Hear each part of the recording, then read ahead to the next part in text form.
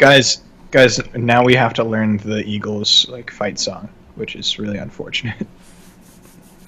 Well, all you have to do is basic spelling. All you have to do is throw a full bottle of beer at someone's head.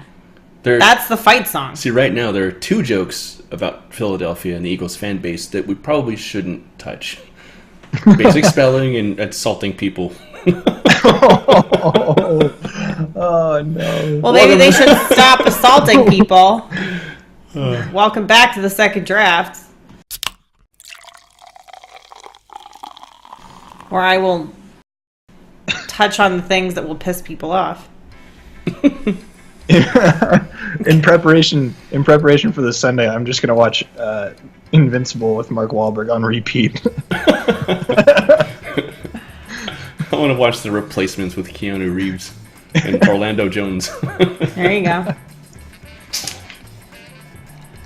So in case everybody is not aware, there is a very significant marketing opportunity for many companies this weekend, this Sunday, wherein many very expensive and awesome commercials are aired.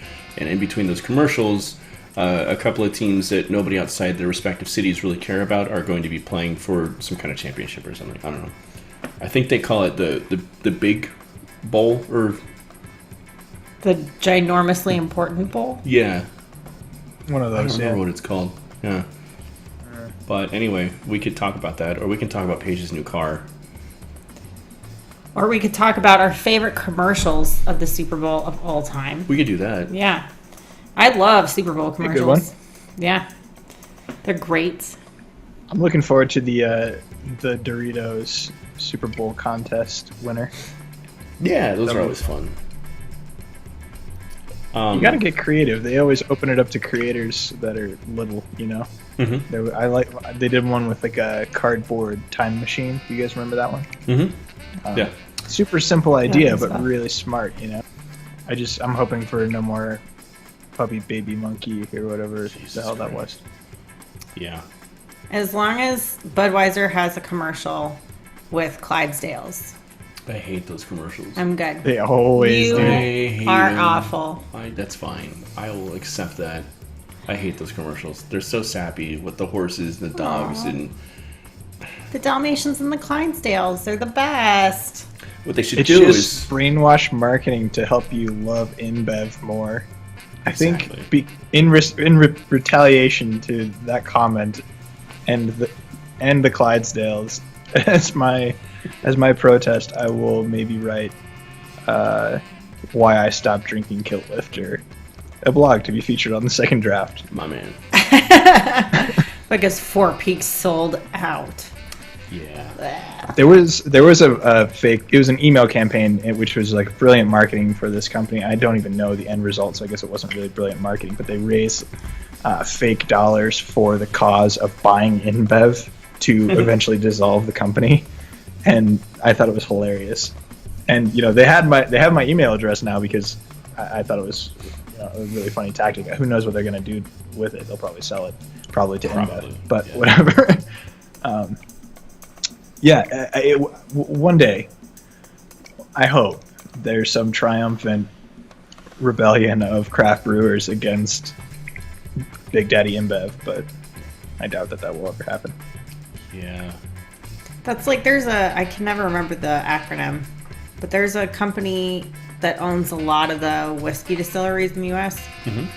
And people always talk about like garbage, about them, kind of like. Yeah. Budweiser. Yeah. Anheuser-Busch. We are literally doing everything and anything we can to avoid talking about this game. I am not. If it's not apparent already, none of the three of us are excited about this game. I mean, it's a Super Bowl. It's a reason to go out and hang out with friends and eat food that's bad for you and drink beer. alcohol Yeah. and call in sick the next day, and nobody will judge you for it. All right, let's just do it. I'm gonna root for the Eagles just because they've never won one before. Even though it's terrifying to me to see how horrible and insufferable Phillies fan base will become if and when they win the Super Bowl. But I'm just so sick of the New England Patriots winning them. And no offense to Patriots fans, because you guys are insufferable too. But just something different. And Jesus Christ, let's stop calling the Eagles the underdogs. You don't do what they did to Minnesota and still be called the underdogs. These are two elite teams in the Super Bowl. There's no such thing as an underdog in the Super Bowl. No, I mean, the Eagles are stacked. Yeah.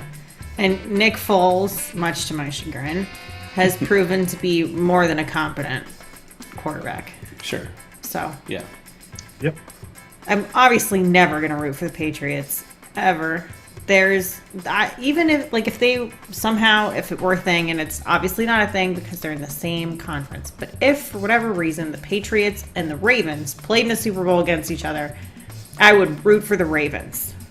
What if the Ravens still had all those guys? Ray Rice and Ray Lewis. Yeah, the Rays, yeah. I'd probably still root for the Ravens. Damn. That's Yeah.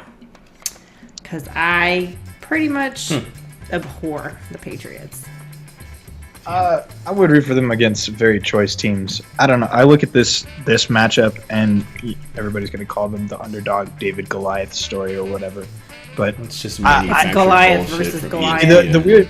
the thing is, like, I when they played Jacksonville, I said you've got to go up big in the first half, and I don't think that's applicable in the Super Bowl anymore. I don't think that same principle applies. Just Because ask the we Falcons. saw what happened last year. Exactly. That 28-3 is going to be held over the head of any Falcons fan for the foreseeable future. Yeah. And you can't say that the Patriots will be ruled out with X, Y, or Z because they're so adaptable. Yeah. So, Yeah, we're all hitting on the same point. I think we're all rooting against the Patriots, hoping that the Eagles will pull something out. They're going to have to be dominant in the second half, and that's hard to do, especially against the Patriots because they make so many crazy halftime adjustments. We saw it with the Belichick Jaguars. is the master of halftime adjustments. He is the master. So, yeah, the Eagles have to be prepared for the fact that they're going to be playing two different teams in each half. And if they're prepared for that, then they've got a shot. But I don't know. yeah, and nobody has the secret sauce. Like, Yeah. the Steelers gave the rest of the league the recipe on how it could beat the Chiefs this year. Mm-hmm. There's, even with each Patriots defeat, there's no surefire way to beat them. No. So, yeah, you could, attack Brady up the middle instead of going on the edges, but they're going to adapt because that's what they do. Yeah. So, I think you just have to, put the pedal to the floor and just never quit. Right. So, Yep. It's really crazy because, if you ask me, looking at that last game, I thought the Jaguars looked awesome, and and if you were to look at certain select plays randomly, without the entire first half, you would say that they were the team that was going to win. Yes. Because they looked dominant. Absolutely. I think back in high school football, they always told us at halftime, this regardless of the score, if we were up by 20 points or we were down by 20 points, they always say, this is the second half. It's a new game. Score 0-0. Go out and play like the game just started. Yeah. And the Patriots, for whatever reason, have figured out the secret formula to get their players' mentality in that spot. Obviously, they're professional ball players, so they know what to do to get themselves in that headspace, on any team. But they collectively have figured out how to do that, especially on offense to play with renewed vigor. But on defense, they make so many adjustments, and that I think shows the intellect behind the Patriots defense, not just in coaching but also on the field, and it's really tough to overcome. yeah, and James Harrison gets to go to another Super Bowl as not a Steeler. Yeah. You know what I think it is? I think Bill Belichick tells all the players that if they win the Super Bowl, he'll take them out for pizza afterwards. Must be it. I guarantee you, Gronk is like, pizza? And I've got the scenario in my head where all the Patriots are at Chuck E. Cheese and all the teammates are running up to Tom Brady and asking him for more quarters to play more games. Skee ball, man. We want more skee ball. I think that Julian Edelman is just literally telekinetic, and so he realized this is the time that he might have to risk it in order to make crazy catches like that. Yeah. Who knows? Could be any number of things. On the flip side, the Eagles are stacked.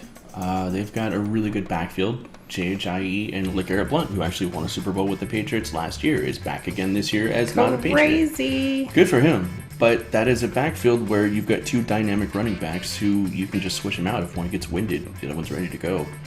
The passing game isn't quite as dynamic. That defense is, though. Yeah, that defense, they had some issues earlier in the season, and they seem to have sorted those out. Yeah. Which is key against Twami. So, yeah. Let's just do picks. I think that the talk of well, are we gonna just do picks? You go ahead and say what you were gonna say, and then we'll do picks. Yeah. I think that the debate for folks that dive really deep into it or are a little bit more I don't know, invested in this game is going to be how are the refs going to act because I think that there could be an argument made for Patriot favoritism earlier in the year. Patriotism? I'm not going to call it that because somebody will misconstrue that. Yeah. But yeah, the refs have not been hard on the Patriots. The refs are never hard on the Patriots.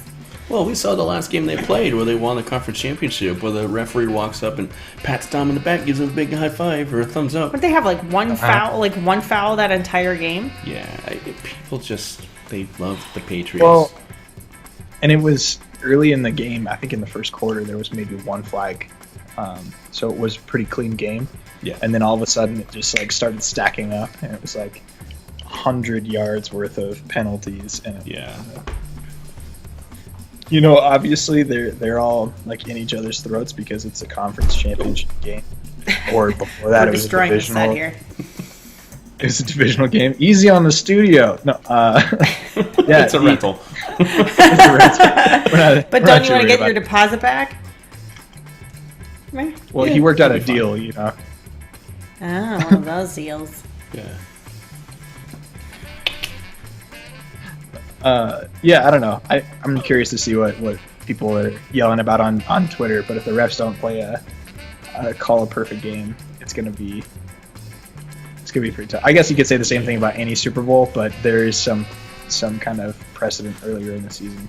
I think if they call a game that's tilted towards favoriting the Eagles, there will be less blowback. Eagletism. Yeah, eagletism. You can call it that. Yeah. But I don't think that that's going to happen. So, I'm picking the Patriots, but I am rooting as much as I will root for a team in the Super Bowl that I don't care about at all.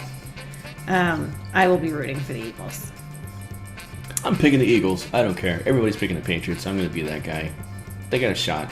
I'd love to see them take it just because I want somebody different to win the Super Bowl for once. Wait, if we all pick the Eagles, does that collective, choice go up to the universe and, create some sort of... I've had this theory this entire season that the three of us have made some shit happen. We called some stuff way before it actually happened, so I don't know. Should we just pick the Eagles as a collective? Hell yeah. All right, I take it back. Okay, let's test this power we've been given. By our powers combined. We are No. Eagles fans? Eagles fans for this Super weird. Bowl. But we will not be throwing full beer bottles at people. I make no promises. I will not be throwing full beer bottles at people. It's just a waste of beer. That's true. Well, empty beer bottles, maybe. I will only throw full beer bottles at people if they are also rooting for the Eagles and are looking for a beer. More like a toss rather than chucking at someone's here's head. a brew. Yeah. Traded his brew for a cheesesteak.